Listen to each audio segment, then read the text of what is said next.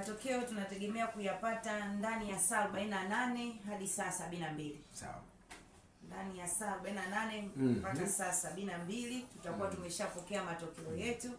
Kwa hiyo tuwe na amani, na vyama vimeweka mawakala, viwaamini mawakala walioweka watakuwa kwenye simamia upigaji kura pamoja na ujumuishaji wa matokeo yote kuanzia udiwani, ubunge mpaka urais.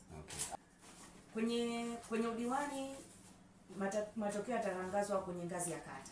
Pale kuna msimamizi msaidizi ngazi ya kata. Baada ya kufanya tu majumuisho ya vituo vyake vyote kwenye kata, atatoa matokeo diwani, matokeo ya udiwani. Lakini pia tukienda kwenye ngazi ya ubunge, wasimamizi walioko hapa hawa ndio watatangaza matokeo ya wabunge wa majimbo.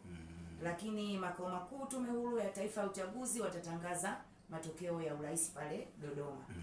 Kwa hiyo tumejipanga vizuri na tunatamani matokeo yatoke hata kabla ya huu muda ambao tumeutaja hapa, masaa 48 muda wa kisheria hadi masaa 72. Asante sana Machesha pamoja na vyombo vingine vya habari.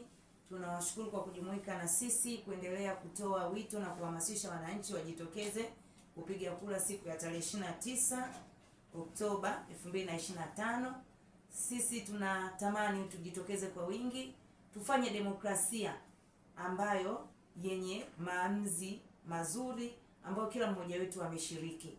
Hii pia ni sehemu ya kuondoa malalamiko, kushiriki demokrasia. Ili usije ukaona waliomchagua wenzako ukawalalamikia kwa nini wamemchagua. Kwa hiyo karibu uje ufanye na wewe ushiriki katika kutimiza haki yako ya kikatiba. Kubwa ni kura yako, haki yako, jitokeze kupiga kura Jumatano ya tarehe 29 Oktoba 2025. Asanteni sana kwa kutusikiliza.